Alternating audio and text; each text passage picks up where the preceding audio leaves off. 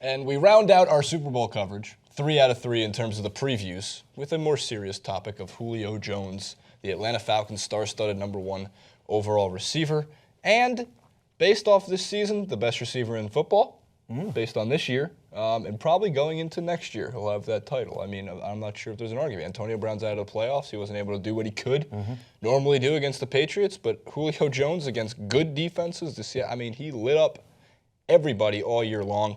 And he also did it by making some ridiculous catches with some awareness on where the first down marker is. Andy Reid, take notes. There's a thing against Andy Reid. Oh, no, your thing is against all of them. Packers. Oh, Mike McCarthy. Yeah, you have a problem with McCarthy. Yeah, they haven't fired him I keep wanting to call him Holmgren. I can't shake Holmgren. It might be Holmgren with a different kind of beard. Dom Capers still hasn't been fired yet, and that's a revelation. You want job security, go work for the Packers. Julio Jones trade. Let's take a look back at how much the Browns got completely and totally fucked by this deal. Cleveland traded the #6 overall pick to Atlanta for 5 draft picks.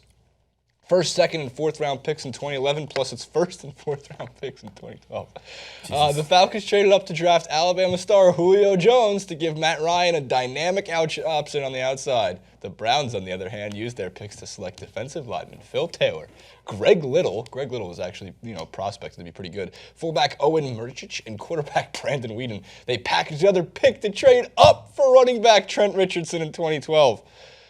Oh, man. I think I have one more graphic. Julio Jones, 4 Pro Bowls, 2 All-Pros, 6 touchdowns this season.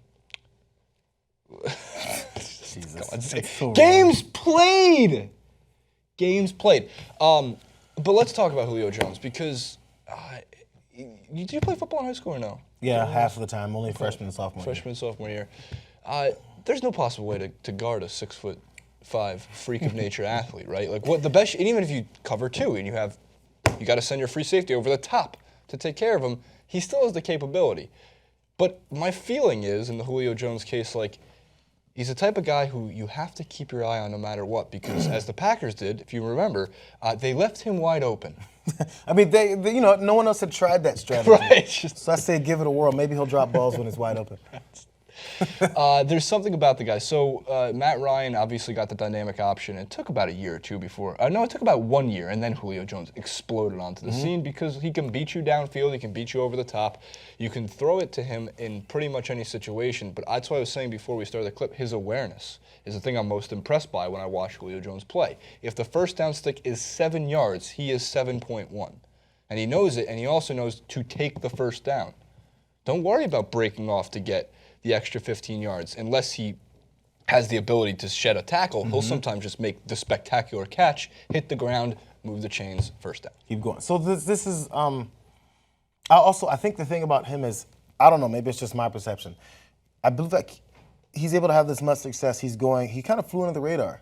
So especially if he has a great Super Bowl, and everyone knows now, not that they didn't know before, but not to the same degree. Look, he's been in this many Pro Bowls. But still, somehow this Pro Bowl player flew enough under the radar that you think of other receivers before you think of Julio Jones. Tyrod Taylor and Trevor Siemian were Pro Bowlers this year. That's all. But go on. Well, I mean, yeah, they're all-stars. They're all-stars. Names come to mind. You think of him before he retired. Megatron was like the guy. So when you have that mindset, then you forget about guys like this. And I think it worked well for him. I hope it doesn't now change when all the attention now comes to him, and then maybe he doesn't have the same kind of dynamic seasons that he's had in the past. We'll see. If they somehow pull it off and he has a great game, then it's all over.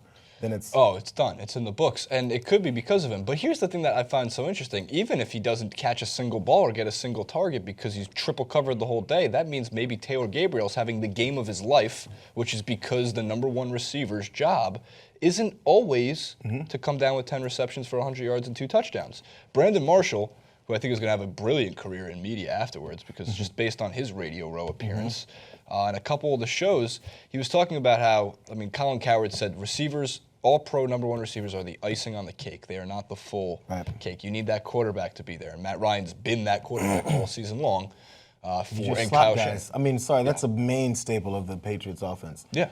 The way they drop off the slot receivers is then different, which is why, you give Tom Brady 5 seconds, which is an eternity, then he can find anybody he wants to. Give him 3 seconds, which is an eternity. To give him any ability to actually take that one step up in the pocket, you know it's all over. It's actually it's telegraphed. You know he's going to do it. That's why his center should be the highest paid player on the team, always. So so again, back to the original point about this, about how the Browns lost out on Julio Jones because of their lack of foresight. So honestly, I don't put as much of disdain into this argument as I do the historic stats and how they may compare to today. But we talked about in the previous clip about how many Browns players, former Browns players, are now in the Super Bowl. If it didn't work out that way and the Browns ended up getting Julio Jones the way they could have, they'd win one more game. He would still not be on the Browns. He'd probably still be in the Super Bowl with another team right now because they've done it with other players that are good. Yeah. So it's not just because they would have gotten him. He'd have been this many Pro Bowls and had this many numbers. That organization doesn't really know what to do with talent a lot of times. I'm not going to be completely dismissive.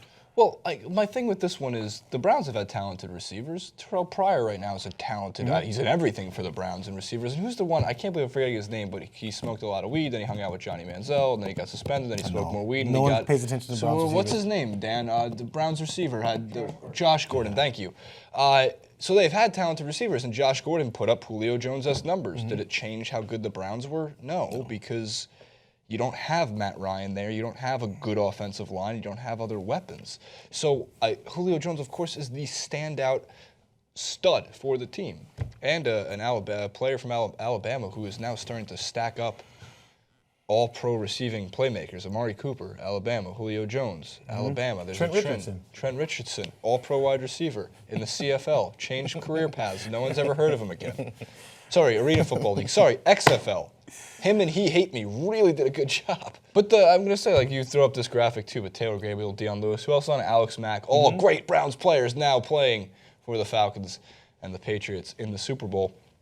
Lastly, interestingly enough, in terms of the college that is most represented in this year's Super Bowl, it would be the Rutgers University Scarlet Knights. Oh, really? Yes, 5 Rutgers players, most of which making up the Patriots secondary.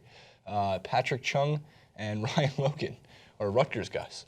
Which is interesting. Alabama's got 3, and LSU, I think, also has 3. That's the most represented. So, where are the USC boys at? Well, they get drafted high, so they go to the teams that don't really make it that well. The Browns. The Rams. Because, we consistently send pros to the league, and everyone wants SC players, just to let you know. Rams 2017 Super Bowl. Shit teams always want us. Rams 2018 Super Bowl champions, 16-0? Are we there yet or no? We'll talk about it at the beginning of the season. All right. Comment below. But you should know that Tom Brady's back. He's back. He's back. Can't wait to give you the Sports Illustrated Tom Brady's cover. back. Comment below, favorite, and subscribe to the video.